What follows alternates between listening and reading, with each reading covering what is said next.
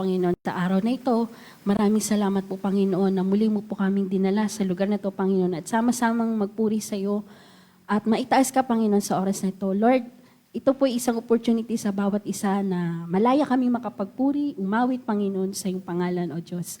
Dalangin namin, Panginoon, na kami samahan mo po at gabayan mo, Panginoon, sa gawain ito sapagkat nais ka po namin itaas, Panginoon. Nais po namin makita, Panginoon, ng bawat nanonood, Panginoon, sa online, Lord God, ang iyong kabutihan, ang iyong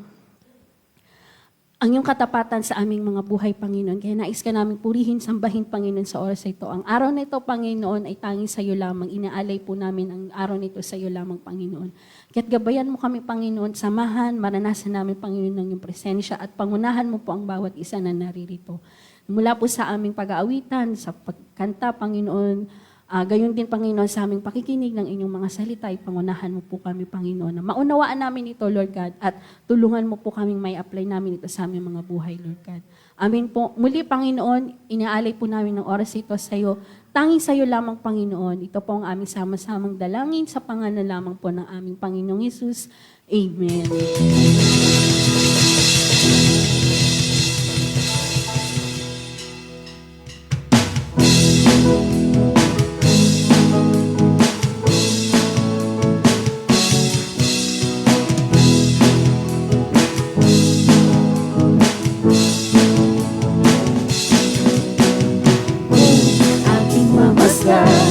Ang kalawakan, hindi ko maunawaan ang iyong dahilan kung bakit ako'y pinili mo inalagaan. Di ko kayang isipin, hindi ko kayang sukatin ang pag-ibig mo, Jesus, na iyong binigay sa akin. Salamat, salamat, O Jesus, sa pag-ibig mo. Walang ibang nagmahal sa akin ng katulad mo. Salamat, salamat, O Jesus, sa pag-ibig mo. Ako'y magsasaya sa piling mo. Panginoon, nakarapat-dapat kang purihin, O Diyos. Aking mamasdan ang kalawakan, hindi ko maunawaan ang iyong dahilan kung bakit ako'y pinili mo't inalagaan. Di ko kayang isipin, hindi ko kayang sukatin Ang pag-ibig mo, Jesus. Ang pag-ibig mo, Jesus, na iyong binigay sa akin. Salamat, salamat, O Jesus, sa pag-ibig mo. Walang ibang nagmahal sa akin ng katulad mo. Salamat, salamat, O Jesus, sa pag-ibig mo. Ako'y magsasaya sa piling mo.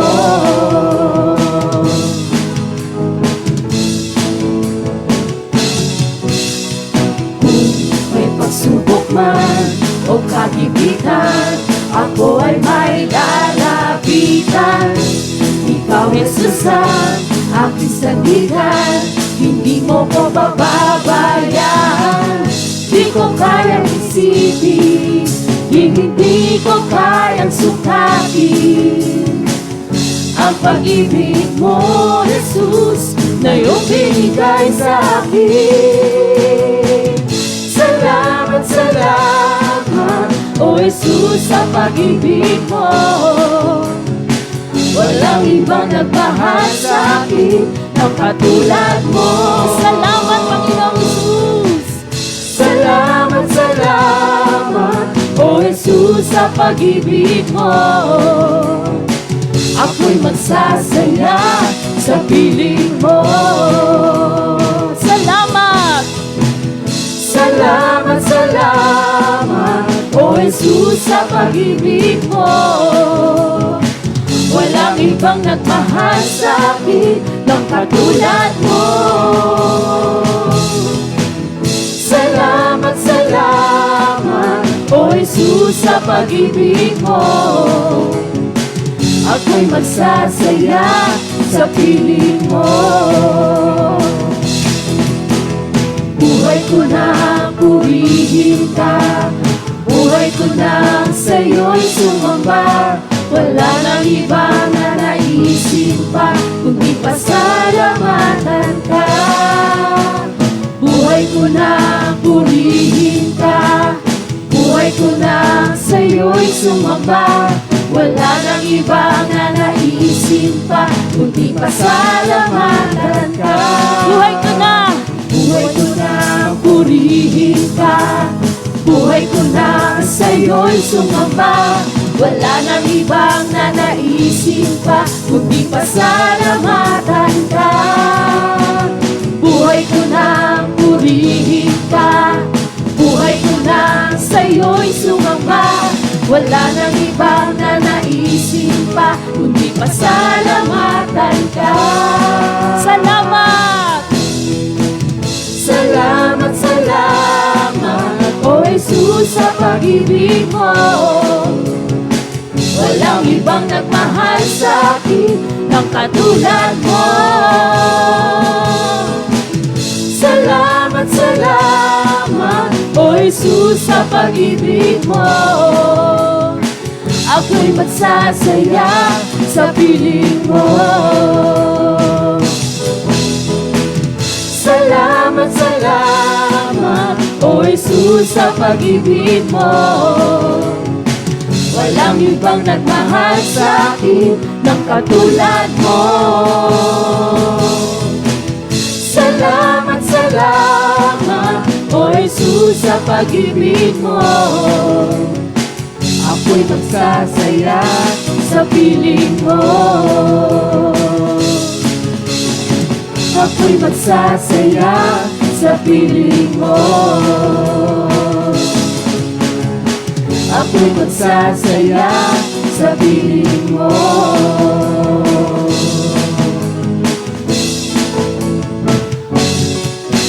Hallelujah. Thank you, Lord. Salamat sa iyong kabutihan, O Diyos. Hallelujah. Tunay nga, Panginoon, na napakabuti mo sa amin, O Diyos. Kaya't maraming salamat, Panginoon, dahil walang hanggang kabutihan, Panginoon, ang nararanasan namin sa iyo, Panginoon. Nararapat lamang po na kayo purihin, awitan, Panginoon, at itaas ka. Salamat, O Diyos. Salamat sa pagmamahal. Salamat sa kabutihan. Tunay nga, Panginoon, na kayo lamang ang umibig sa amin ng tapat, Panginoon, at walang hanggan. Salamat, O Diyos. Kay buti-buti mo, Panginoon. Sa lahat ng oras, Sa lahat ng oras, sa bawat araw, sa bawat araw, ika'y laging tapat kung magmahal. Ang iyong kaawaan ay magpawalang hanggan.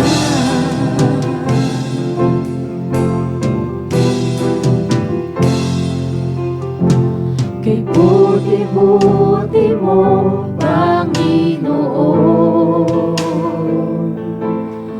Sa lahat ng oras, sa bawat araw, ika'y laging tapat kung magmahal.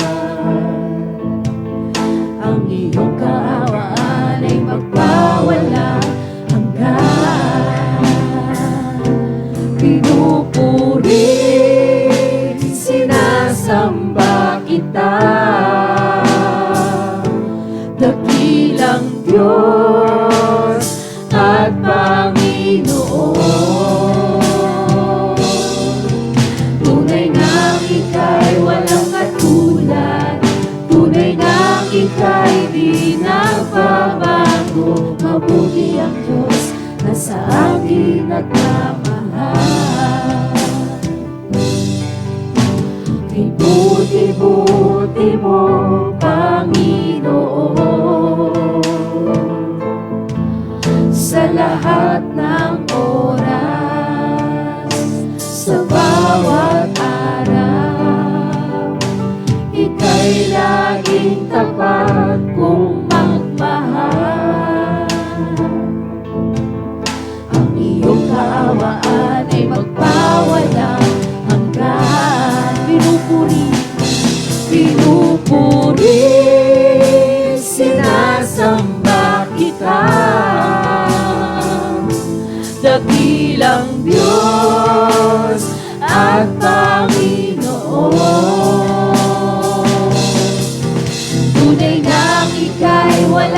katulad. Tunay ngang ika'y di nagbabago. Mabuti ang Diyos na sa akin nagmamahal. Pinupuri, sinasamba kita, dakilang Diyos at Panginoon. Tunay ngang ika'y walang katulad, tunay ngang ika'y di nagbabago. Mabuti ang Diyos na sa akin nagmamahal. Pinupuri, sinasamba kita, dakilang Diyos at Panginoon. Tunay ngang ika'y walang katulad, tunay ngang ika'y di nagbabago. Mabuti ang Diyos na sa akin nagmamahal. Pinupuri, sinasamba kita, dakilang Diyos at Panginoon. Tunay ngang ika'y walang katulad, tunay ngang ika'y di nagbabago. Mabuti ang Diyos na sa akin nagmamahal. Tunay ngang ika'y walang katulad, tunay ngang ika'y di nagbabago. Mabuti ang Diyos na sa akin nagmamahal. Tunay ngang ika'y walang katulad, tunay ngang ika'y di nagbabago. Mabuti ang Diyos na sa akin nagmamahal. Mabuti ang Diyos na sa akin nagmamahal. Mabuti ang Diyos na sa akin nagmamahal. Hallelujah. Thank you, Jesus. Purihin ka, Panginoon, sa salamat. Salamat sa iyong pagmamahal. Purihin ka,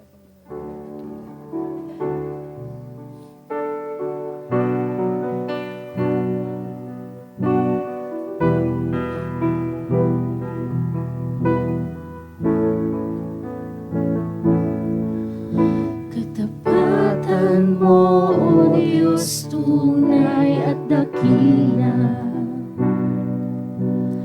Ang pag-ibig mo'y wagas at walang kapantay sa aking puso, sa aming buhay. Papuri't pagsambay iaalay. Bukas, noon, ngayon, magpakailanman, luwalhatiin ka. Tapatan mo, O Diyos, tunay at dakila. Ang pag-ibig mo'y wagas at walang kapantay sa aming puso, sa aming buhay. Papuri't pagsambay iaalay. Bukas, noon, ngayon, magpakailanman, luwalhatiin ka. Minsan pa, katapatan mo. Katapatan mo, O Diyos, tunay at dakila. Ang pag-ibig mo, ang pag-ibig mo'y wagas at walang kapantay sa aming puso, puso sa aming buhay. Papurit pagsambay iaalay. Bukas, noon, ngayon, magpakailanman, luwalhatiin ka.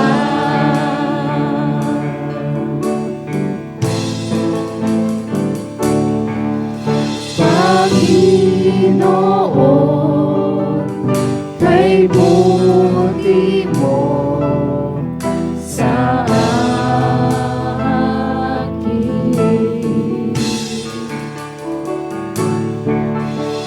Ikaw lamang ang tangi kong sasambahin.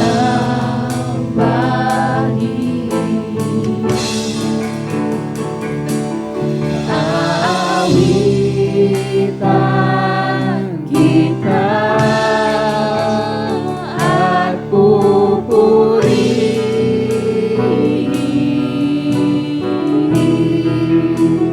Panginoon, kay buti mo sa akin.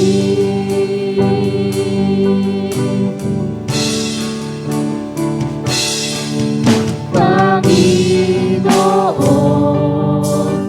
kay buti mo sa akin.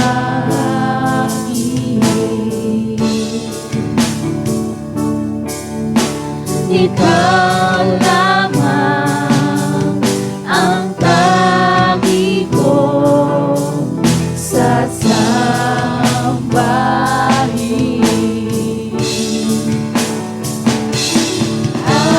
Aawitan kita at pupurihin,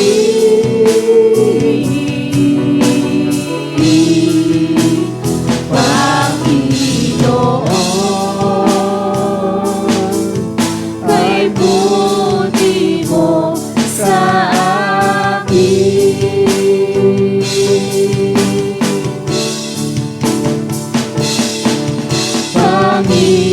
Panginoon, kay buti mo sa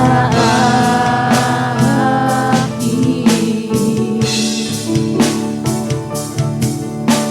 Ikaw lamang ang tangi kong sasambahin.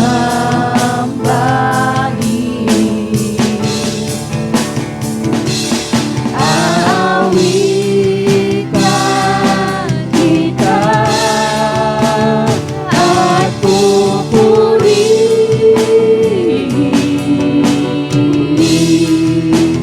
Panginoon, kay buti mo sa akin.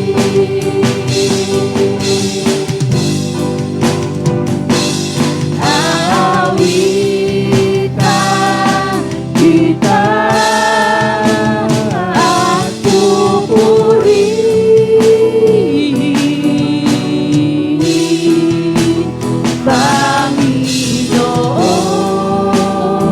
Panginoon, kay buti mo sa akin.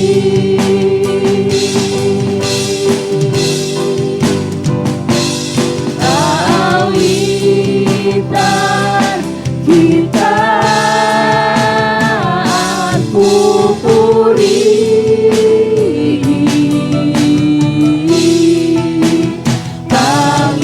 Panginoon, kay buti mo sa akin.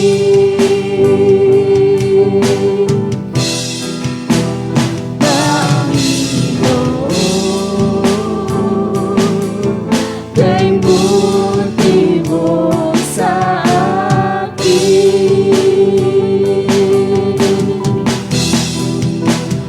Panginoon,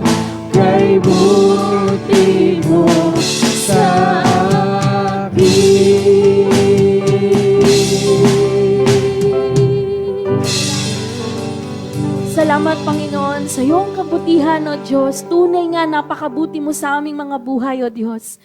Tunay nga, Panginoon, na hindi ka nagkukulang sa amin, O Diyos. Ang iyong mga anak, Panginoon, na hindi mo pinababayaan. Salamat sa iyo, Panginoon. Tunay nga, Lord God, na karapat dapat kang purihin, itaas, O Diyos. Sambahin, Panginoon. Kaya sinasamba ka namin, Panginoon. Lahat kaming naririto, O Diyos. Sinasamba ka namin, pinupuri ka namin, Panginoon. Hindi lang man po sa aming mga awitin, kundi sa aming mga buhay, O Diyos. Sa aming araw-araw na buhay, Panginoon. Salamat, O Diyos. Tinataas ka namin, pinupuri at sinasamba, Panginoon. Tunay nga, O Diyos, napakabuti mo. Napakatapat mo, Panginoon, sa iyong mga salita. Tunay nga, Panginoon, na hindi ka nagbabago. Hindi ka nagbabago, O Diyos. Ikaw ang Diyos ng lahat, Panginoon. Mula noon hanggang ngayon, Panginoon. Ikaw pa rin ang aming Diyos, Panginoon. Hindi ka nagbabago. Salamat, O Diyos, sa iyong katapatan, sa iyong pag-ibig, O Diyos. Pinupuri ka namin. Sinasamba, tinataas ka namin, O Diyos. Pinupuri ka namin, tinataas ka namin, Panginoon. Ang iyong pangalan, O Diyos, sa aming buhay. Kaya't nararapat lamang, O Diyos, na itaas ka. Salamat, Panginoon. Ito po ang aming samang pagsamba sa iyo sa oras na ito, sa pangalan lamang po ng aming Panginoong Hesus. Amen.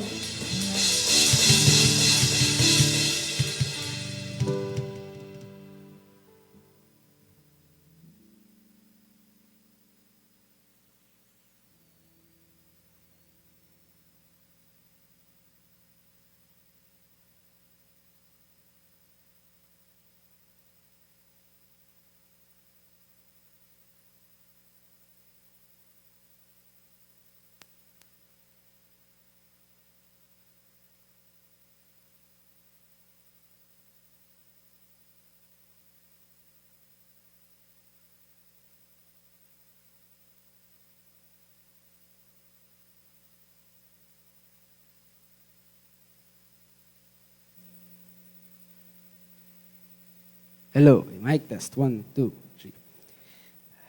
3. Good morning po. Hindi pa tayo gising. Good morning po. Morning. Sige po, tayo po ay dumako. Sandali. Hindi pala sandali.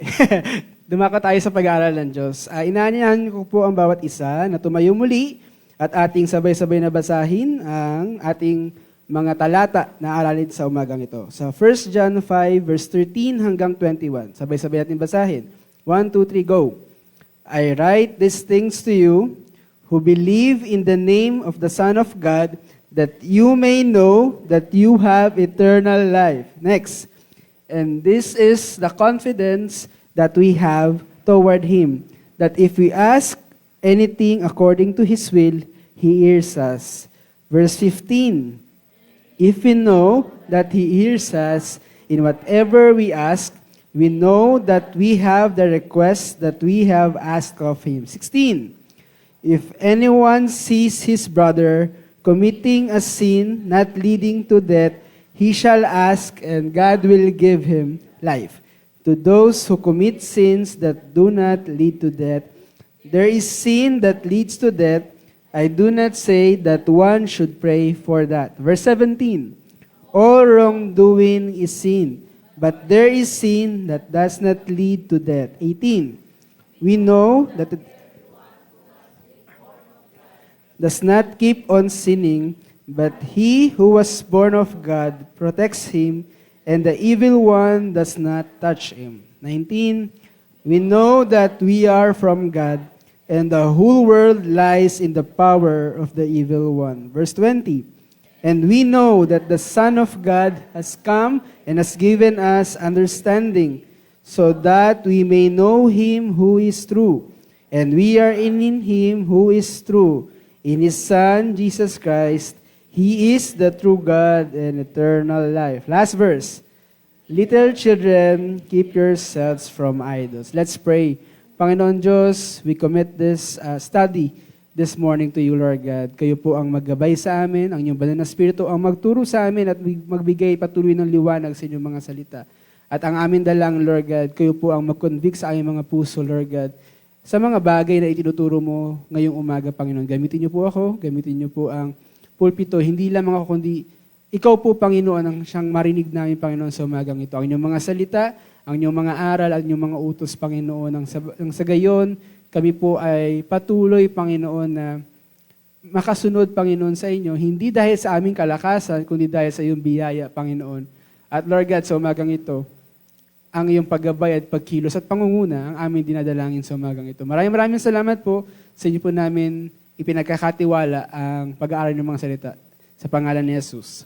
Amen at amen. Sige po, makakaupo na tayo. At muli, pakibati po ang ating mga katabi na good morning. Kaya God bless you. Mamaya magkakamayan tayo, mamaya after. Pero yun, no? So, ang ating pong aaralin sa ngayong umaga, yung ating binasa sa 1 John 5, verses 13 to 21, which is last verses na po sa chapter ng John, o 1 John.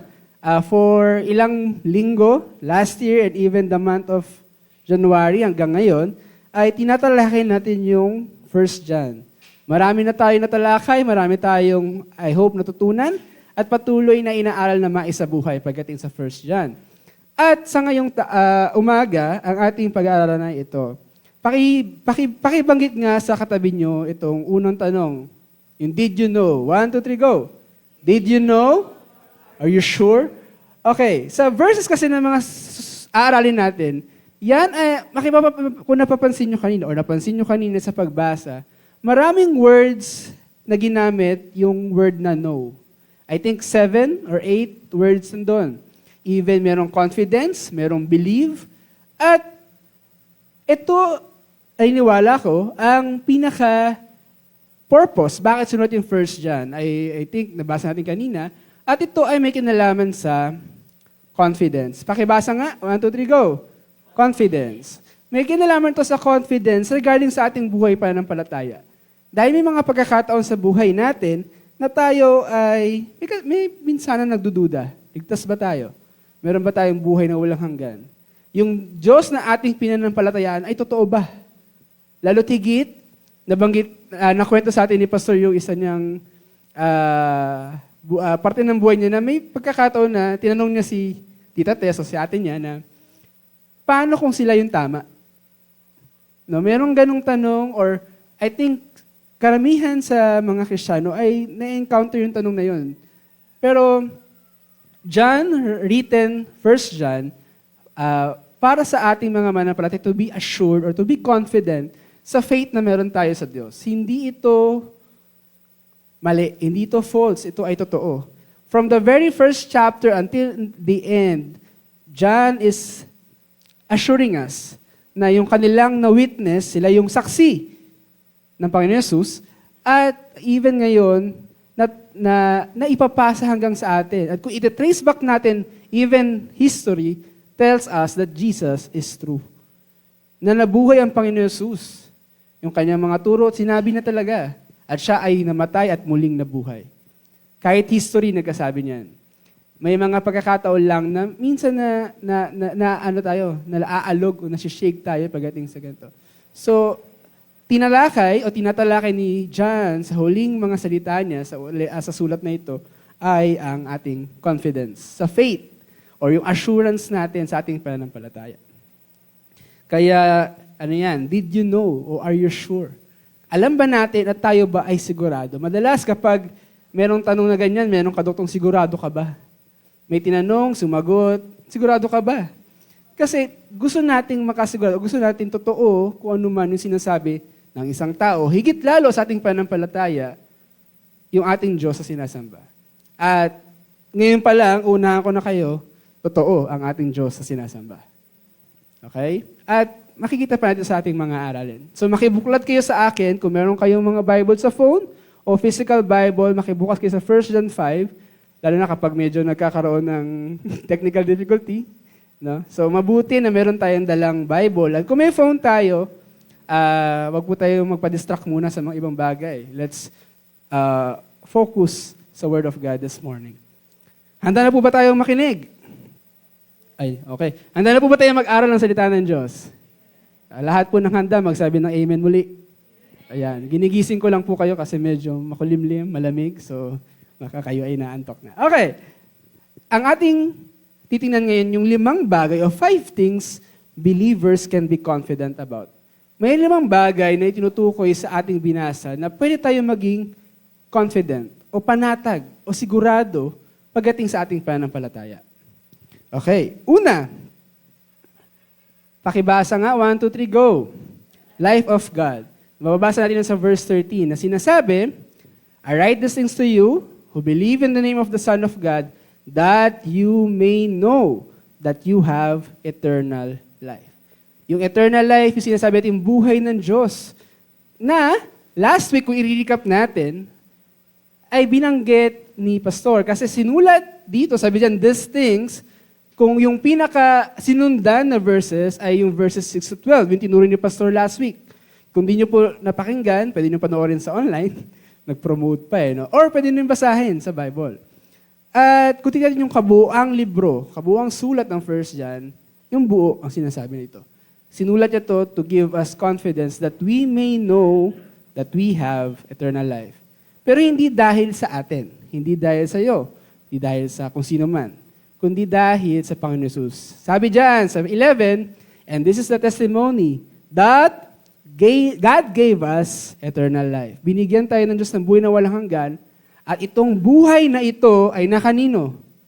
Nasa kanyang anak, in His Son. At kung tutuloy pa natin sa 12, whoever has the Son has life.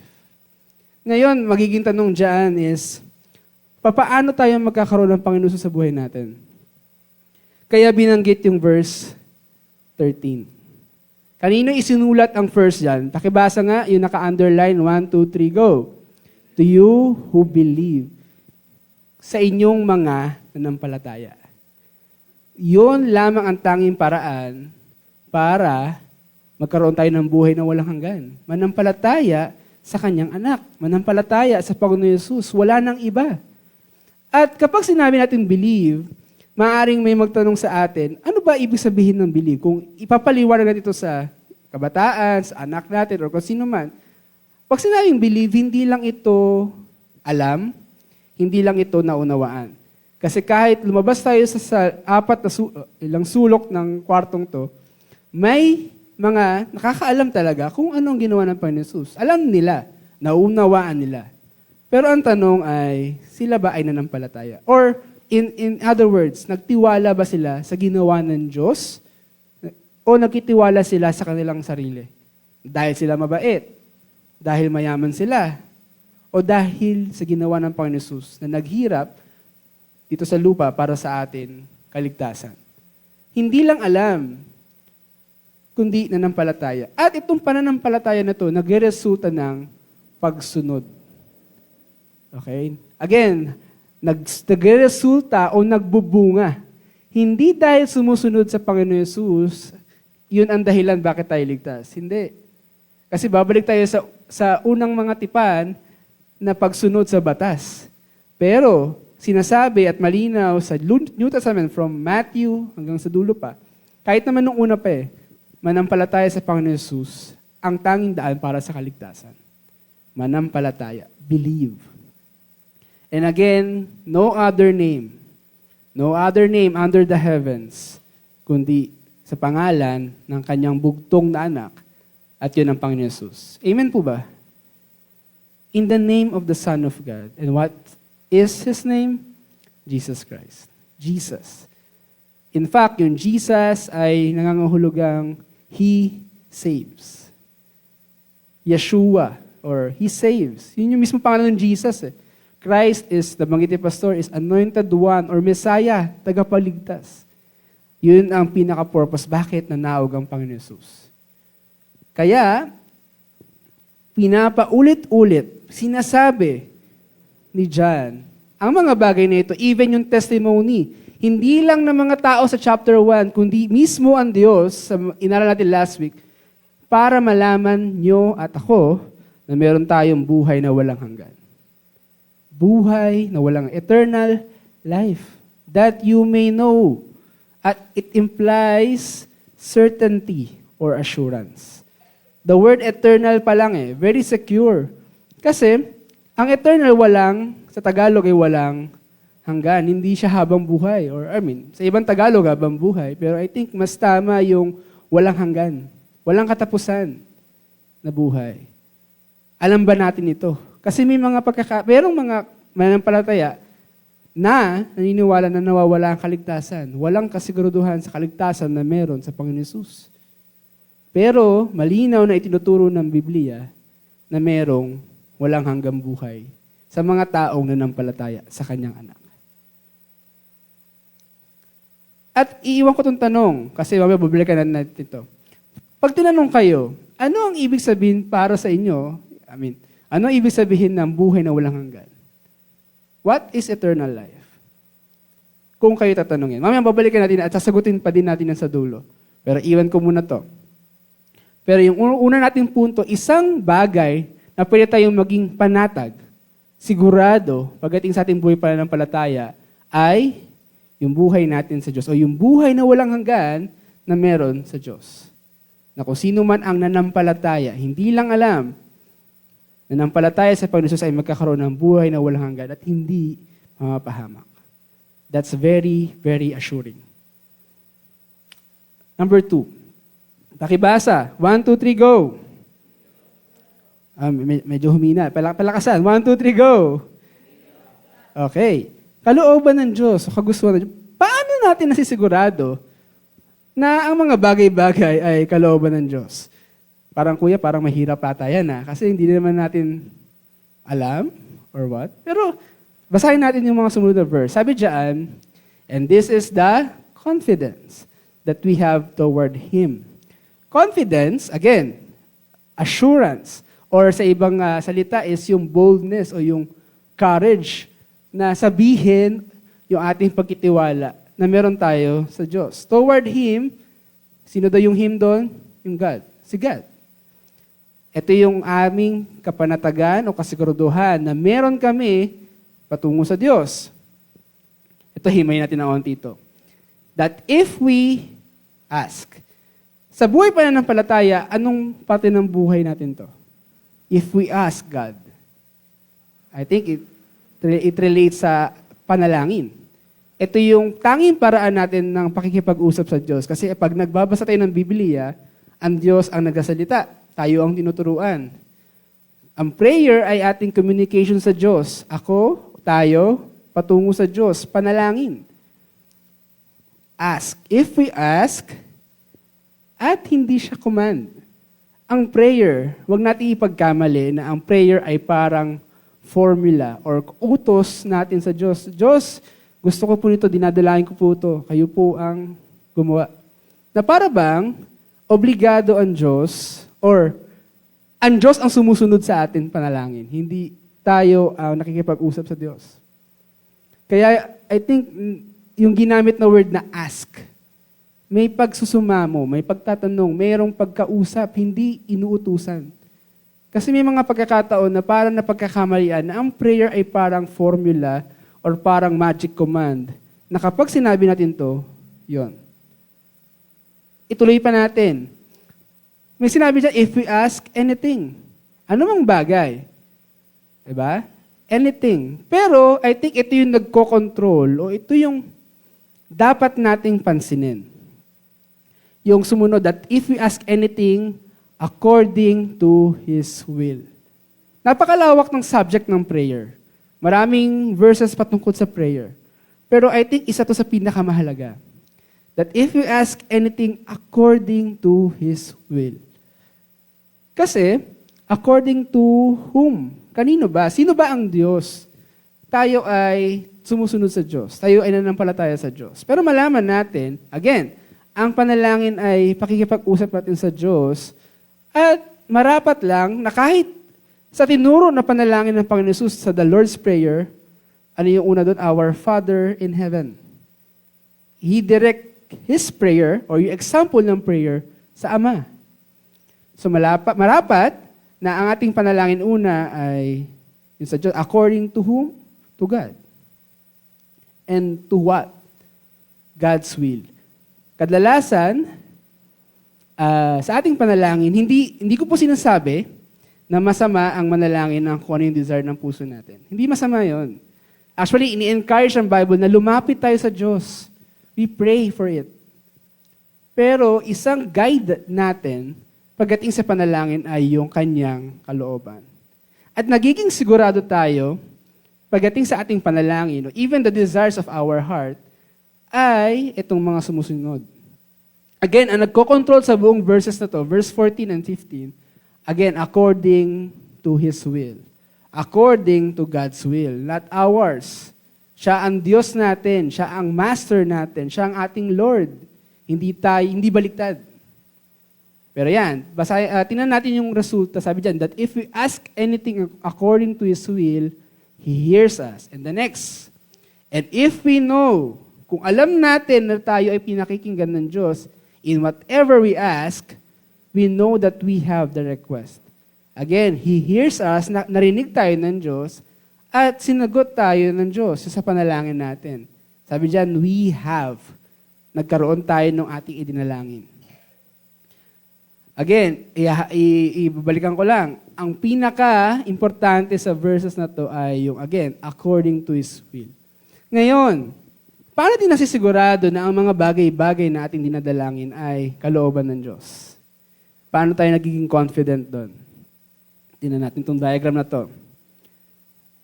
Wait lang. Yon, okay. Tingnan natin, prayer. Sino pa dito ang nanalangin 3 beses ang araw sa pagkain? Bago kumain. Sino dito ang nananalangin bukod sa pagkain? Sa oras ng pagkain. I hope tayo ay nakikipag-communicate sa Diyos regarding or in relation to prayer. Pwede siyang kausapin sabihin yung ating nararamdaman, even our request. And kapag ito ay nasagot, or meron tayong pinanalangin na sagot, it implies na ito ay according to God's will. Ipinanalangin mo, maaring matagal mo ipinanalangin. Patiently, nagpipray ka na ito yung mangyari, ganyan. At dumating yung time na ito ngayon nangyari. Okay? Ito ay kalooban ng Diyos kasi nangyari. Pero what if nag-pray? Hindi sinagot o hindi yung kagustuhan mo yung nangyari. Yung inask mo, hindi yun. Ano ibig sabihin? It may imply na hindi ito yung kalooban ng Diyos. Kaya nakakasigurado tayo sa mga bagay-bagay kasi importante ang prayer dahil kung ipinanalangin natin ito, kung pinagkatiwala natin ito sa Diyos, at in the long run, or even minsan, agaran sinagot ng Diyos, alam natin na yung mga nangyayari ay kalooban ng Diyos at pinahintulutan ng Diyos na mangyari.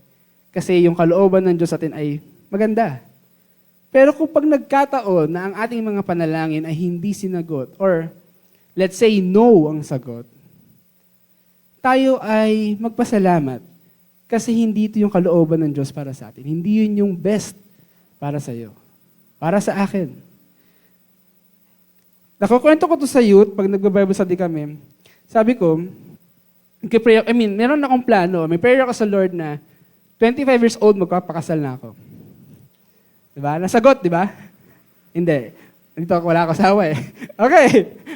Actually, sabi ko yun yung prayer, kasi naging lesson namin minsan sa Bible study is, commit your plans to the Lord and He will establish your steps. He will establish it. At maging ganito rin na hindi nangyari yon kasi hindi yung kalooban ng Diyos. Merong tinuturo, merong kagandahan na iba kaysa sa plano ko. No? Maging sa atin, yung verse kanina is that we have the requests. Pero in reality, may mga prayers ay na hindi naman talaga yes ang sagot ng Diyos. Pero I believe we can be confident na hindi yun nangyari kasi it is not according to God's will. At ang mga bagay-bagay na nangyayari ay God's will. Example, nabasa at kung natatandaan natin, si Paul, merong prayer. Meron siyang thorn in the flesh. Ano yung pinanalangin niya? Na mawala yun. Di man natin alam kung ano yun, sakit man yun o whatever it is. But his prayer is matanggal yun. 3 times na ipinanalangin yun. Hindi habang kumakain o hindi bago kumain. Pero 3 beses pinanalangin yun. Pero ang sagot ng Diyos, hindi. Kasi iba ang purpose ng Lord, bakit inalaw niya ang pangyayari na yon. At mamaya may kinalaman yun sa kayang gawin ng kaaway sa atin. Mamaya, tingnan natin yon. Pero He allowed things, even the bad things, kasi meron siyang kalooban, o may purpose siya bakit nangyayari yun. And in the instance of Paul, God allows na hindi tanggalin yung thorn in the flesh, whatever it is, para hindi siya maging mayabang. Para hindi siya maging conceited according dun sa mga verses na yun. Kasi kung ikaw ba naman o ako ba naman, pahayagan ng Diyos ng mga bagay na walang nakakaalam, ang danger ay ang pagiging malaki ang ulo.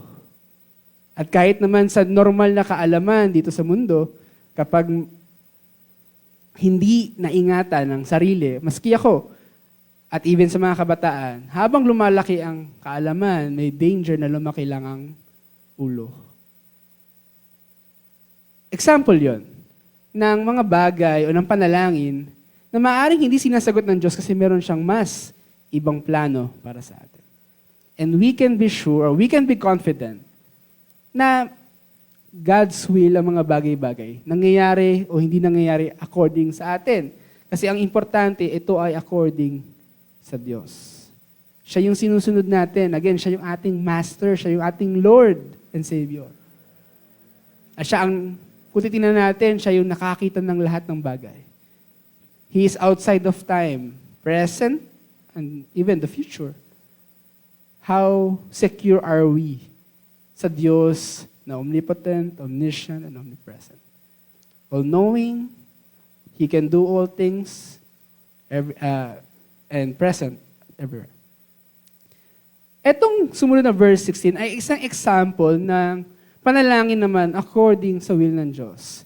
Hindi mo natin masyadong ihimayin yan, pero pansinin nyo lang yung mga naka-highlight. Sabi dyan, if anyone sees his brother, he shall ask and God will give him life. Isa to sa mga panalangin na sigurado, na kapag, sabi dyan, kapag kung sino man ang nakita sa kanyang kapatid na gumawa ng kasalanan na hindi nagkutungo sa kamatayan, mamaya hihimayin pa natin yan, siya ay dapat mag-ask o mag-pray. Ipag-pray yung kapatid na yon, and God will give him life. Okay? Yan yung isang example ng prayer na according sa will ng Diyos. At yan ay makikita din sa kanyang salita. Even wisdom sa James 1. Sabi doon, if anyone is lacking wisdom, pray for it. Do not doubt na ibibigay ng Diyos yung wisdom na yon sa mga trials ng buhay natin. At marami pang iba. Okay? So ito ay example ng prayer according to God's will. Okay? So meron tayong dalawang bagay. Dalawa na.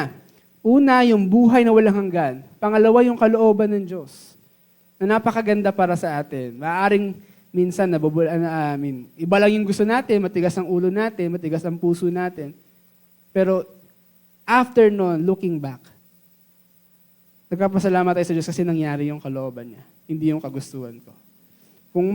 Kung siguro natuloy na makasal ako ng 25, baka nasa bakasyon ako ngayon. Hindi ko alam. Pero, here we are. And praise God about that. Okay, third thing. Protection of God. We can be sure na sa ating buhay pananampalataya, nandun ang protection ng Diyos sa atin. Sabi ko nga dyan, una kong ginamit na word is preservation. Preserve. Para bang sa strawberry jam na madalas pasalubong galing Baguio. Ang mga prutas ay pinipreserve, ginagawang jam para magtagal o para hindi agad mabulok. Okay? Pero I think gamitin natin yung word na binanggit mismo sa Bible, which is protection or protects. Isang example ng protects ay sa mga museum. May mga museo, I think may ilan sa atin nakapunta na, may mga glass casing yan, or even sa may mga harang para hindi mahawakan, hindi ma-damage, hindi masira. So kung hindi pa tayo nakakapunta ng museo, sino nakakita ng jaguar o ng gwardya? Gwardya. Ayan. Ang mga gwardya ay nasa labas ng building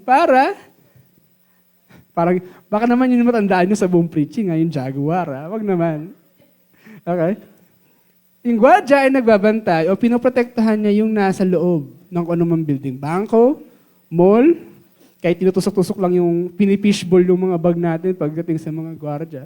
Pero ang primary role nila ay magbantay, ingatan at proteksyonan yung kung ano man yung inassign sa kanila. Or, mas simpleng example, sino nakapunta ng palengke? I hope naman lahat tayo nakapunta sa palengke. At ano to? Tunong makabilog. Familiar ba kayo dyan? Pantaboy ng langaw. Kaya may mga electric fan doon, hindi para tumapat at magpahangin, kundi yan ay ginagamit para ibugaw yung mga langaw. Hindi mahawakan ko ano man yung binibentang karne. Kasi ang mga langaw madalas nakikita saan? Galing. Di ba? Marumi. Ibig sabihin, para hindi marumihan, hindi maging kontaminado ng kung anumang bakterya, galing sa langaw yung karne. Okay? Okay, balik na tayo sa verse. Bakit ko binigay itong mga example na to? Kasi sabi dyan, sa verse 18, we know that everyone who has been born of God does not keep on sinning. I hope na natatandaan nyo na nabanggit at naaral na natin to. Sa anong verse? Sa chapter 3, verse 9 ng 1 John. Sabi dyan, no one born of God makes a practice of sinning. Okay. So halos parehas. Ano yung pinakaiba?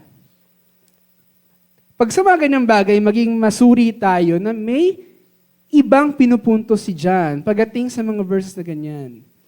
Dito sa chapter 3, verse 9, binanggit niya yung hindi na nagpapatuloy sa kasalanan sapagkat yung binhi o yung buhay ng Diyos ay nasa taong yon, nanampalataya sa Panginoon Yesus. Ayan, sabi niya sa baba, because he has been born of God, born again. So ano ulit pinagkaiba? Sa 5:18, ito pansinin natin. We know that everyone who has been born of God does not keep on sinning, but he who was born of God protects him. Ngayon, pansin mo din yung word na protects. Again, nabanggit na natin illustrations kanina. Protects is para panatilihin, bantayan, ingatan. Kaya gusto kong gamitin yung word na preserve kasi yun yung pinaka-purpose. Para ingatan tayo. Until the end, actually. Pero, protect yung ginamit dyan, keep, observe, or guard. Pero kung mapapansin natin, sa unang basa nakakalito. Kasi sabi dyan, but he who was born of God protects him. Ilang tao nakikita nyo dyan? Sana dalawa. Kasi kung isa lang, parang sinabi natin na yung taong na born again, siya din yung nagpoprotekta sa kanyang sarili. Pero no. May ibang salin sa Biblia na itong letter A, itong H-E na to ay capital letter yung H. But he who was born of God, ang Panginoon Yesus ang ating tinutukoy, protects yung na born of God. Yung proteksyon ng Diyos sa mga mananampalataya ay nandoon. Ginagabayan, iniingatan, para hindi na tayo magpatuloy sa kasalanan. Si Jesus Christ yan, yung he who was born of God. Actually, sa ibang salin, he who was begotten of God.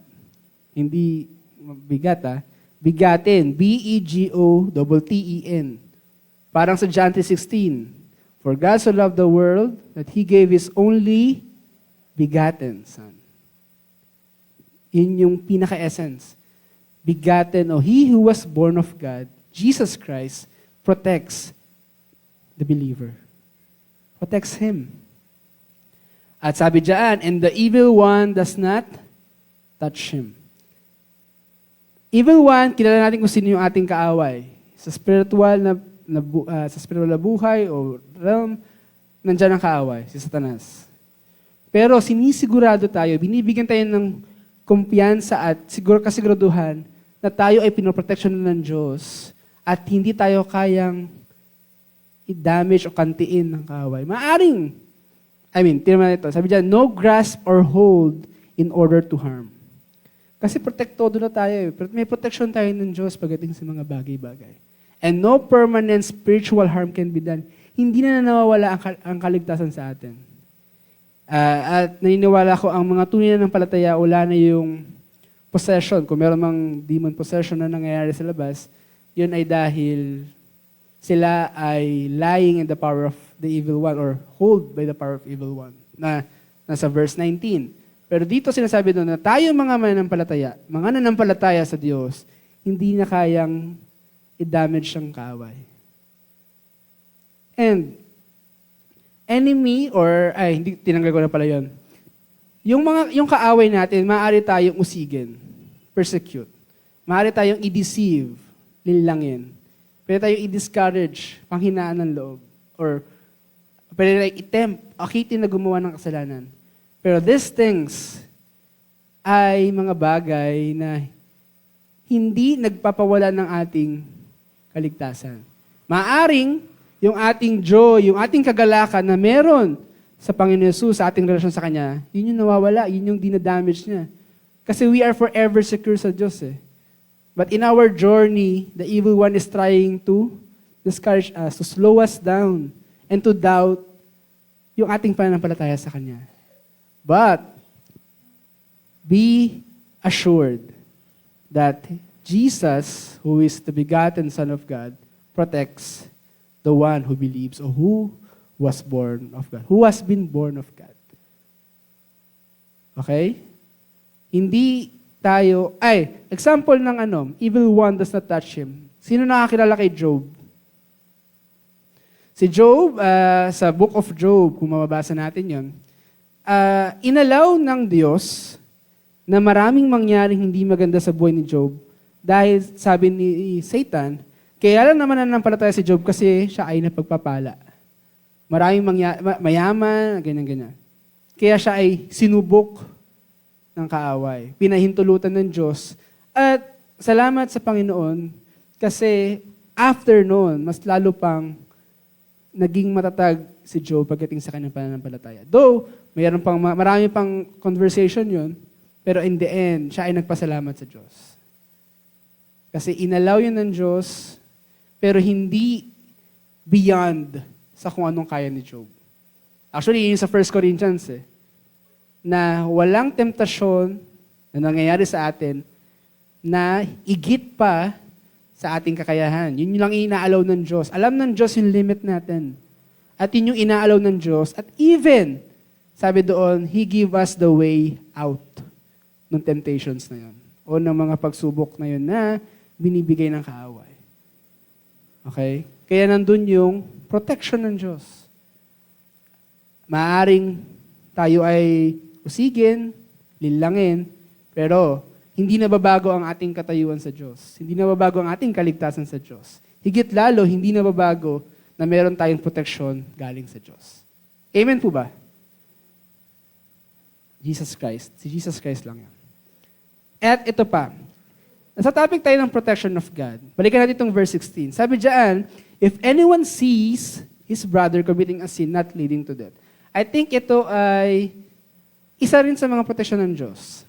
Tingnan niyo nga po yung katabi ninyo. Sa kaliwa, sa kanan, sa likod, at sa harap. Tayong naririto ay mga mananampalataya ng Panginoon Jesus. Amen po ba? Kung meron mang hindi, we encourage you to believe in the name of the Son of God.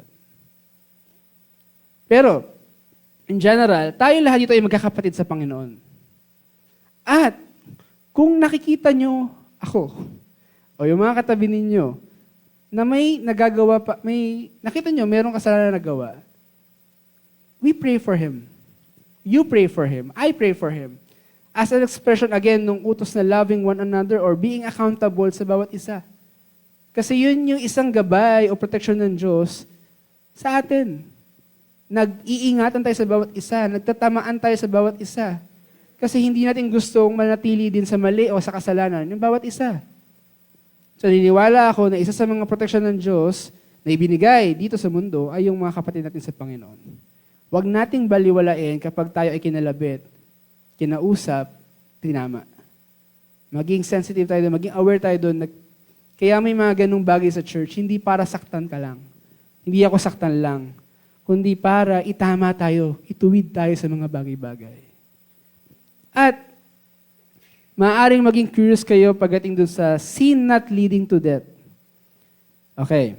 Hindi binigay ni John kung ano yung mga specific sins na yon. Bakit? Ang gusto lang ibigay ni John yung category na may mga kasalanan na hindi umahantong sa kamatayan. Ibig sabihin, tayong mga mananampalataya ng Panginoon Jesus na minsan may mga pagkakataon na tayo ay nadudulas. Slip. Or sa Tagalog, ang ginagamit na word ay kislot. Minsan nagkakasala. Hindi sinasadya, hindi pinlano. Yun yung mga pagkakataon na na-tempt o nadaig tayo ng kaaway. Or hindi nadaig, na-tempt tayo ng kaaway para gawin yung bagay na hindi ayon sa Diyos. Unintentional yun. At sabi nga sa 1 John 1:9, pwede tayo humingi ng tawad sa Diyos. He is faithful and just to forgive us. Along our journey, may mga pagkakataon na ganun tayo. Okay? Pero, there is sin that leads to death. May kasalanan na nagtutungo sa kamatayan. Makikita natin dyan na itong mga sin na to ay maaaring unrepented. Ibig sabihin, mananampalataya tayo. Alam na nating mali, hindi natin to hinihingi ng tawad sa Diyos. Minsan pinaplano pa natin. Minsan sinasadya pa natin. Hindi dahil ayaw na o na-tempt lang tayo, pero wala tayong pakialam. Okay lang kahit gawin natin. Darating yung time kung hindi tayo magre-repent doon, bibigyan tayo ng disiplina ng Diyos. At maaaring i-allow ng Diyos even death sa disiplina na yon. Kaya, tingnan natin ibang examples. Sino hindi ko alam kung kilala si Ananias at si Sapphira, pero sa Acts 5:1-11, ito yung nagplano magbigay ng, sabihin natin, ng offering sa church, para sa good ng church, para sa ikatutulong, pero sila ay nagsinungaling. At sila ay namatay. Right there and there. Kaya pwede nyo basahin yung nakalagay na verse. Pangalawa, sa 1 Corinthians, yung communion, mayroong mga tao, may mga mananampalataya na hindi tama yung kanilang motibo sa pagkitik ng communion. At kaya sabi doon, sa particular na verses 29-30, kaya iba sa inyo ay may hina, may sakit, at iba sa inyo ay natulog na o namatay na. May mga pagkakataon na inaalaw ng Diyos, even yung last resort, yung death, to discipline not only that person, even the church. Kaya, very serious pagdating sa kasalanan. At some may say na isang sin din, or hindi lang yung unrepented, hindi lang yung sinasadya, kundi yung rejection sa Panginoon Jesus. Kasi ito lang naman yung tanging makakapaligtas sa atin yung pananampalataya sa Panginoon Jesus. If we reject that, wala nang way para maligtas tayo. Pero I hold yung view na ito yung mga kasalanan na unrepented, binabaliwala na lang natin, hinahayaan na lang natin na mangyari. At hindi tayo gumagawa ng paraan, hindi tayo nananalangin sa Diyos, hindi tayo nagre-repent. Kumbaga, wala tayong pakialam. At yun yung mga pagkakataon na kung iaalaw ng Diyos na idisiplina, hindi lang yung tao na even the church na kinabibilangan niya. But, sabi nga dun sa kanya, if anyone sees his brother, he shall ask and God will give him life. Sa mga nakaraang verses. So, maging accountable tayo sa bawat isa. Okay? At hindi biro ang kasalanan. Sorry, tuloy ko na. Sabi dun sa last dito, wait lang. Yon, verse 17. All wrongdoing is sin. Lahat ng mali, lahat ng hindi swak sa pamantayan ng Diyos, lahat yun kasalanan. Pwede tayong humingi ng tawad according sa 1 John 1:9. Mga kapatid natin sa Panginoon, mga katabi natin, pwede tayo itama. Pwede natin ipanalangin. Pero wag nating hayaan na lang ang kasalanan. Okay? Sin is a serious issue. Napagtagumpay, positionally, ligtas tayo. Pero sa ating sa proseso ng Diyos sa atin na pagiging banal o sanctification, may mga bagay, may mga tao na ginagamit ng Diyos para maitama tayo. Huwag tayong maging matigas pagiging sa bagay na ito. Okay? So yun. Assurance, but he who was born of God protects him. Jesus Christ himself and even yung mga kapatid sa Panginoon. Okay? Nandyan pa po ba kayo? Okay, sorry kung medyo mahaba. Okay, fourth, ownership of God. We can be sure na tayo ay sa Diyos. Sabi diyan sa verse 19, we know that we are from God. It implies na tayo ay sa Diyos, pagmamayari ng Diyos, na sinyalyuhan ng Banal na Espiritu Santo, tayo ay tayo ay sa Diyos, belong to God. At ito lamang isa pamamagitan ng dugo ng Panginoon Kristo, ng Panginoon Jesus.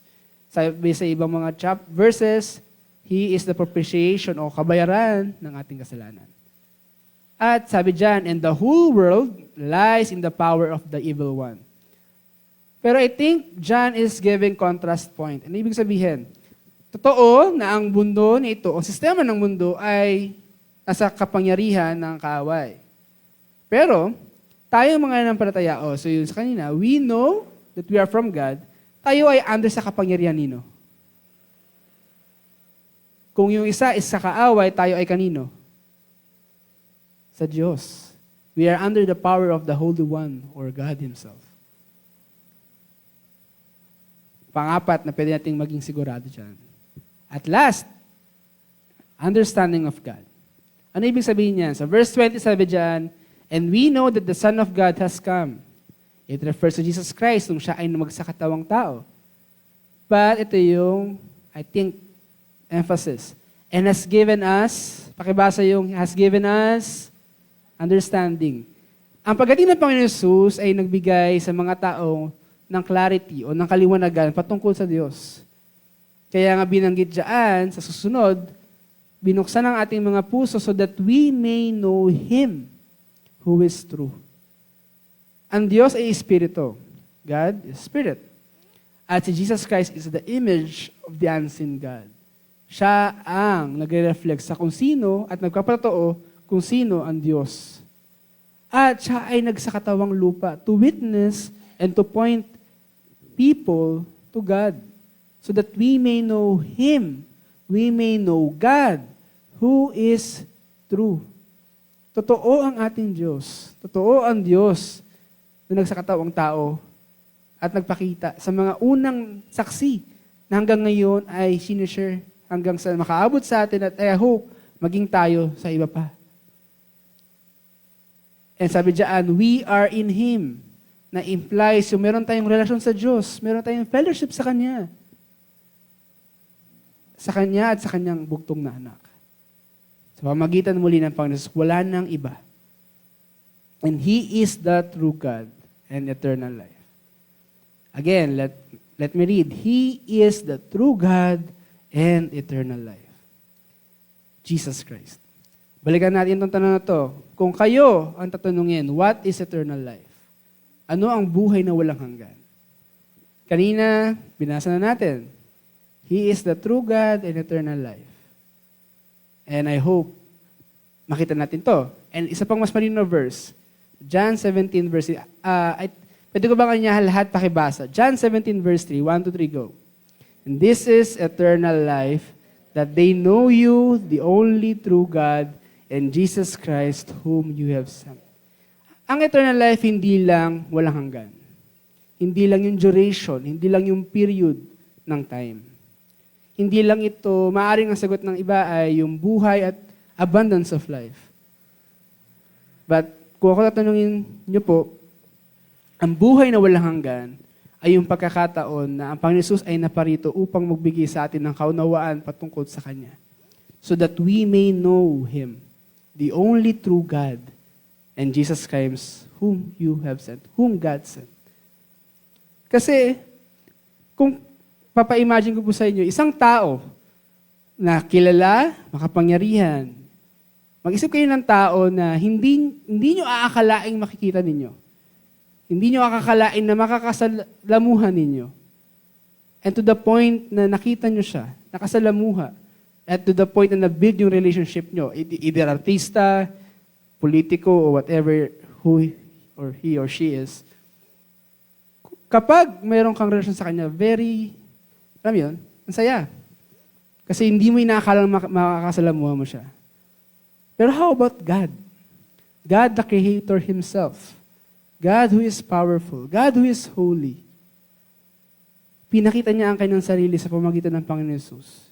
Siya ang nagbigay ng liwanag. Siya ang nagbigay ng clarity na ang Diyos na sinasamba ng Israel, even up to now, tayo mga nanampalataya sa Kanya, ay totoo. Isa yun sa isang kasiguraduhan. Sabi nga dyan ulit, eternal life that we may know Him. Kung kilala natin ang Diyos at ang Kanyang bugtong na anak, buhay na walang hanggan yun. Maaaring resulta yung mga provision, yung protection, pero I think yung pinaka-essence ng buhay na walang hanggan ay yung nakilala natin ang Panginoon Yesus sa pamagitan ng buhay niya. He is the true God and eternal life. Last, sabi diyan, keep yourself from idols. Little children, keep yourself from idols. Bakit pa na, okay na sana verse 20 tapos na Pero I think binanggit to teach us na yung mga idols diyan ay yung false gods. Kanina merong true God. Sino yung totoong Diyos? Panginoon Yesus o ang Diyos mismo. Pero meron ding mga false gods. May mga hindi tamang Diyos, hindi totoo. At maaaring sa panahon nila may mga inukit na mga rebulto o Diyos-Diyosan. Pero ang kabuuan ng ibig sabihin ng idol is anything that replaces the one true God. Pumalit sa pwesto ng Diyos na dapat nating sambahin. Anything. Tao, bagay, trabaho, at ano pa mga bagay. Kung yun ay pumapalit na sa pwesto ng Diyos sa buhay natin, yun na ay matatawag nating idol or false God. Idols or false God, kaya tayo pinag-iingay kasi it may distract us sa Diyos, sa tunay na Diyos. Yes, mananampalataya tayo, pero minsan, tayo ay nawawala sa focus sa mga bagay-bagay. May chart ako dito. Sabi dyan, ilang oras meron sa isang araw? 24. Sorry, medyo maliit, pero kwento ko na lang sa inyo. Sabihin natin yung 8 hours ay in-spend nyo sa pagtulog. Parang kagabi lang no? Mga puyat, di ba? Pero sabihin natin, 8 hours sa pagtulog. Tapos 8 hours din sa pagtatrabaho o sa pag-aaral. Joke lang. Spend sa school, sa trabaho, 8 hours din, 16 na. 2, sabihin natin nagko-commute pa kayo. Trabaho, whatever. 2 hours. So, kayo na mag-math. 8 plus 8 plus 2, 18 na. Sabihin mo ng 3 hours sa pagkain. Kada kain, umaga, agahan, tanghalian, hapunan, tig-isang oras. O kaya minsan mayroon pang midnight stock or whatever. 3 hours. At yung 1 hour is yung mga bagay-bagay na ginagawa natin. Paliligo, toothbrush. Hindi naman. Okay? Lahat yan nag-total sa 22 hours. Kung sabihin natin natutulog kayo ng sapat, kumakain kayo, nag-aaral kayo, nagtatrabaho tayo, yun. 22 hours. Anong natitira? 2 hours. Anong ginagawa natin doon sa 2 hours? Yan ba ay cellphone? Ibig sabihin, kung susumahin natin, merong 2 oras tayong libre. Sabihin natin ganun. Ito ba ay ini-spend lang natin sa ibang mga bagay? O naglalaan tayo ng oras para sa Diyos? Nadidistract ba tayo ng mga false gods? O ng mga idols na meron tayo? Technology, game, iba pang mga bagay. Sabi ko nga nung tinuro, napakinggan ko to sa isang preaching. O nga, no? Paano pa ako? Wala akong trabaho. Di, plus 8 pa. Plus puyat pa. Ano yun? Maaring makatulong na, may 2 oras pa. Tayo ba ay nagsaspend ng oras sa Diyos? Okay? So false gods may distract us. So kaya ang utos dyan, keep yourselves. Guard ourselves. Again, by the grace of God, by His wisdom, by His protection. Pero gawin din natin yung ating part na umiiwas sa mga bagay na makakapag-distract sa atin patungkol sa ating relasyon sa Diyos. Maglaan tayo ng oras para sa Diyos. May mga pagkakataon na nagiging excuse na lang Palusot na lang. At nakakasanayan natin yon. Pero again, hindi na natin hindi ko alam kung yun yung buong buhay natin sa isang araw. Maaring, again, pero 2 hours, I think we can spend that in praying, kahit isang oras. But the question is, are we spending time as keeping ourselves sa mga distractions sa paligid? Okay, 5 things believers can know and be sure about.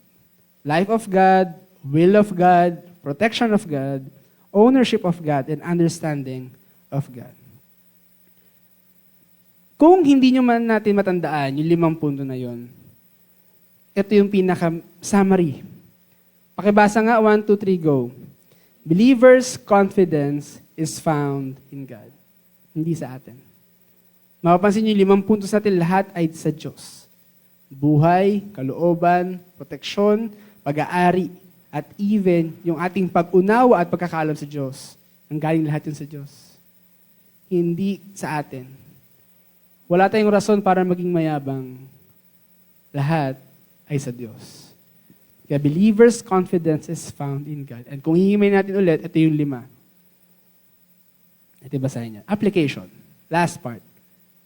Paano natin pwede isabuhay yung confidence na meron tayo? We can praise and worship our God. Give thanks for the eternal life na ibinigay na sa atin, na makilala natin siya. Binigay tayo ng buhay na walang hanggan. At we can offer our bodies as living sacrifice sa totoong at tama o marapat na pagsamba. Hindi yan praise and worship as in pagkanta lang. Maling connotation yun. Praise and worship is giving thanks and even giving our bodies as a living sacrifice. Hindi sa pagkanta lang. Huwag natin mamali yun. Huwag natin isipin na ganun lang. Okay? Ang tunay na pagsamba ay ang ating buhay. Hindi lang yung tuwing Sunday. Araw-araw ng buhay natin. Pangalawa, grow in our understanding and the relationship of God.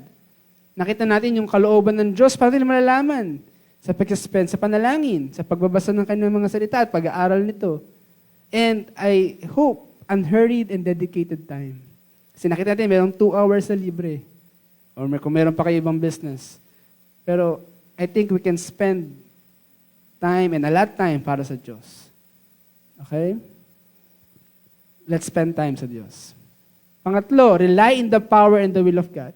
In our prayer, hindi ko po dinidiscourage, o hindi rin dinidiscourage ng Bible na sabihin natin yung ating gusto. We can do that.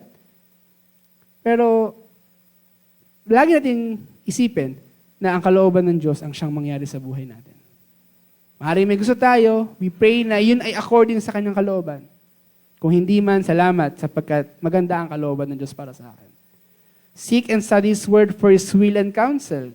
Yun lang naman, wala nang iba eh. And walk in God's protection in regards to holy living. Ito man ay sa buhay ng may kabanalan, pag-iwas sa kasalanan. Last, persevere towards holiness by God's grace. Do not keep on sinning. Kung meron man tayo nagawa, repent, balik agad sa Diyos. By the Word of God, renew our minds. And guard yourself from idols or distractions sa paligid. Ito yung 4. Again, believers' confidence is found in God. Let's pray. Panginoon Diyos, maraming salamat po dahil tunay nga, hindi kami makakasigurado kung ito ay ibabase namin sa aming mga sarili. Walang kapanatagan, walang kasiguraduhan. Pero Lord God, salamat sapagkat natutunan namin na ang aming kapanatagan at kasiguraduhan ay nasa sa iyo lamang, Panginoon Diyos. Marami kami natutunan, Lord God, ang aming dalangin, may isa buhay namin ang kumpiyansa na meron kami sa iyo, Diyos. Ito man ay sa pagsamba sa iyo, pag-spend ng time sa aming relasyon sa iyo, pagdidepende sa inyong kapangyarihan at kalooban, even, Lord God, sa buhay na may kabanalan, sa inyo po kami tumayo. Sa inyo po kami tumindig, Panginoon. Salamat, O Diyos, sa pagkatunay na hindi namin kailangan magduda. Mayroong kaming kasiguraduhan sa iyo. At O Diyos, ang aming dalangin, kung meron mang mga ganito, currently sa aming buhay pananampalataya, nagdududa, nagdi-discourage. O Diyos, kayo po ang magpalakas sa amin ng aming kalooban, magturo ng tama, Panginoon, sa inyong mga salita. At Lord God, kayo po ang patuloy na mag-ingat sa amin. At ingatan niyo po kami hanggang dulo, hanggang wakas, Panginoon. Salamat, O Diyos, dahil tunay nga, ang tunay na buhay na walang hanggan ay nagmumula sa iyo. At ito ang aming paglago sa aming pagkakakilala at aming personal na relasyon sa inyo. Maraming salamat po sa inyo po namin binabalik ang lahat ng papuri para salamat sa pangalan ni Jesus. Amen at amen. Maaari ba natin palakpakan ng Diyos sa kasiguraduhan na meron tayo sa Kanya? Sige po, tayo po ay dumako na sa pagbibigay. Sino po ang Ako ba? Ako pala. Sige po. Handa natin ang ating offering, ating mga tithes. Tayo po ay manalangin muli para sa ating offering time. Panginoon Diyos, maraming salamat po. Tunay nga, Panginoon, hindi lang kami napagpapala ng inyong mga salita, kundi maging sa aming mga buhay, sa mga pangailangan namin, sa aming mga dalangin, patuloy, Lord God, na kayo ang nagko-provide. Salamat po, O Diyos, dahil tunay nga hindi ka nagkukulang sa amin at ang provision mo ay sapat at higit, Panginoon, sa amin, O Diyos. Ang aming dalangin sa mga kaloob na aming ibibigay, maging bukal ito sa aming puso, maging kagalakan, Panginoon, na ibalik sa iyo, even in form of money, Panginoon, sa pagbibigay, ang aming pagsamba, Panginoon. And Lord God, we pray na patuloy na kayo po magparanas ng iyong pabor, Panginoon, sa amin, pagdating sa aming mga pinansyal na pangangailangan, even Lord God, sa aming mga trabaho o mga negosyo. And Lord God, wag namin kalimutan, Panginoon, na ang lahat ng meron kami, ito man ay sa pera o sa anuman, ay lahat nagbumula sa iyo. Kaya karapat-dapat lamang bilang mga katiwala mo na ibalik sa iyo, O Diyos, ang papulit pa salamat, even sa aming kaperahan. O Diyos, amin dalangin na ang mga pera makakolekta ngayon ay maggamit, Panginoon, para sa pangailangan ng iyong simbahan at even, Lord God, sa patuloy na pagkapalaganap pa ng iyong mabuting balita sa ibang mga tao. Maraming salamat po, O Diyos. Kayo po ang patuloy na maluwalhati at magpala, Panginoon, sa aming gawain this morning.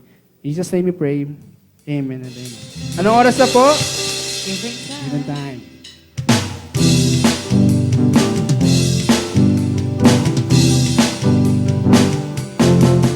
Ulan ng pagpapala, ulan ng pagpapala, ulan ng pagpapala, sa bayang ito, Diyos. Ulan ng pagpapala, ulan ng pagpapala, ulan ng pagpapala, sa bayang ito, Diyos. Oh Diyos,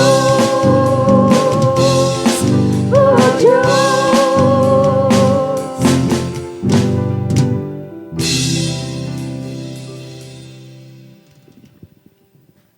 Sige po. I-welcome po natin ang ating may mga first time po ba ngayon? First times? Wala. Palakpakan natin ang mga sarili sa pag-attend this morning. At i-welcome din natin yung ating mga bisita from ibang bansa. Sila Ate Max, sila Kuya Bien, at iba pa nilang kasama. Sige po, tayo po kayo. Welcome natin sila. At mamaya, makipagkamayan tayo sa kanila. Welcome po. Again, salamat po sa inyong presensya. Salamat po sa Diyos sa inyong pagdalo. Okay, sige po, bago po tayo dumako sa sandaling announcement, tayo po ay mag-close in prayer. Sige po, lahat po tayo ay tumayo at tayo po ay magwakas sa panalangin. Panginoon Diyos, kami po ay nagpapasalamat patuloy sa inyo sa natapos na gawain na ito. Tunay na ikaw po ang nanguna sa amin, ay even Lord God, na sa aming kalagitnaan habang kami umaawit ng papulit sa iyo. Higit lalo, kayo po ang nagturo sa amin pagdating sa inyong mga salita sa umagang ito. Ang aming dalangin, hindi lang ito maimbak sa aming isipan, kundi maisabuhay namin ang kumpiyansa, ang confidence na meron kami, hindi sa aming sarili, kundi sa iyo. Aming dalangin, Panginoon, sa linggong darating, patuloy na kayo po ang alam namin kasama namin, Panginoon, na hindi kami niiwan, hindi kami pinapabayaan, na ikaw, Panginoon, ang siyang nagsusupply ng aming mga pangailangan. You are our great provider. You are our protection, Panginoon. Even, Lord God, sa aming dalangin pagdating sa mga aming pangangatawan at kalusugan, kayo po ang mag-ingat sa amin, even sa mga disgrasya. And Lord God, kung meron mang ang bawat isa na personal na kanilang mga dalangin, kagaya ng aming natutunan, Panginoon, we pray, Panginoon, na ito po ay nakaayon sa inyong kalooban. Kung hindi man, kami ay patuloy magpupuri sa iyo sapagkat mainam at mas mainam ang kagustuhan at kalooban mo para sa amin kaysa sa mga nakikita namin na maganda, Panginoon. O Diyos, ipinagkakatiwala namin sa iyo patuloy ang aming mga buhay sa darating na linggong ito at tunay nga sa aming muling pagkikita next week, patuloy na mag-uumapaw ang pagsasalamat, ang pagpupuri at pagpapatotoo, Lord God, ng iyong kabutihan, ng iyong pagmamahal, ng iyong pabor at pagkapala na meron kami sa inyo, Panginoon. Maraming salamat po sa araw nito. Salamat po sa kapahingahan na meron sa iyong piling, even, Lord God, sa presensya ng bawat kapatid sa Panginoon na narito. Maraming salamat po at inataas namin muli ang iyong pangalan, Panginoon Jesus. And Lord God, salamat po dahil tunay nga na ikaw po ang nagpatagumpay sa aming gawain. Ito po ang aming dalangin, pasasalamat at pagsamba sa pangalan, matamis sa pangalan ng Panginoon Jesus, lahat tayo magsabi ng Amen. Amen at Amen. Palakpakan po natin ang Diyos muli. At bago po tayo magkamayan sa sandaling announcement,